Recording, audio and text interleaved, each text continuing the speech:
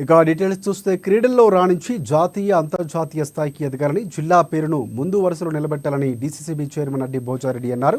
ఆదిలాబాద్ పట్టణంలోని ఇందిరా ప్రియదర్శిని మైదానంలో నిర్వహిస్తున్న సీఎం కప్ పోటీల్లో ఆయన ముఖ్య అతిథులుగా విచ్చేసి ప్రారంభించారు. Carrom, volleyball, badminton, running, chess విభాగాల్లో పోటీలు నిర్వహించగా ప్రభుత్వ ఉద్యోగులు, మీడియా జర్నలిస్టులు ఉత్సాహంగా పాల్గొన్నారు. పోటీల్లో అత్యుత్తమ ప్రతిభ కనపరిచిన విజేతలను ఎంపిక చేసి ప్రశంసా పత్రాలు అందజేసి అభినందించారు. గెలుపోటములు సంబంధం లేకుండా ప్రతి ఒక్కరూ క్రీడా స్ఫూర్తిని కనపరచాలని అతిథులు సూచించారు. క్రీడలు మానసిక ఉల్లాసానికి, శారీరక దృఢత్వానికి ఎంతో దోహదం చేస్తాయన్నారు.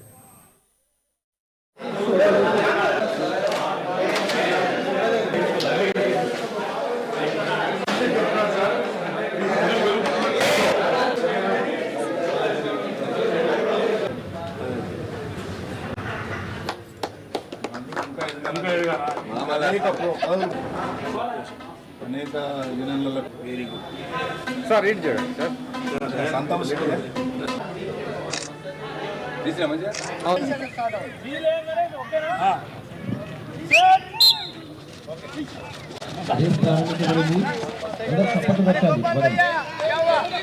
ఈరోజు సీఎం కప్ సందర్భంగా ఆదిలాబాద్ జిల్లాలో స్పోర్ట్స్ అధికారి గారి నేతృత్వంలో ఈరోజు ముగింపు కార్యక్రమం సందర్భంగా జరగబోతున్న కార్యక్రమాలు ఈరోజు గ్రామ స్థాయి నుంచి మొదలైనైతే గ్రామ స్థాయి, మండల స్థాయి, జిల్లా స్థాయి ముగింపు కార్యక్రమానికి మమ్మల్ని ఆహ్వానించడం దీన్ని అదృష్టంగా భావిస్తూ ఉన్నాం. ఈరోజు గ్రామ స్థాయి నుంచి వాలీబాల్ కానీ, ఖోఖో కానీ, కబడ్డీ కానీ, క్రికెట్ కానీ, అథ్లెటిక్స్ కానీ అనేక కార్యక్రమాలు ఈరోజు, బాక్సింగ్ కానీ అనేక కార్యక్రమాలు ఈరోజు స్పోర్ట్స్ ఆఫీసర్ గారు ప్రభుత్వ చొరవతో నిర్వహించడం ఇది చాలా అదృష్టంగా భావిస్తూ ఉన్నాం.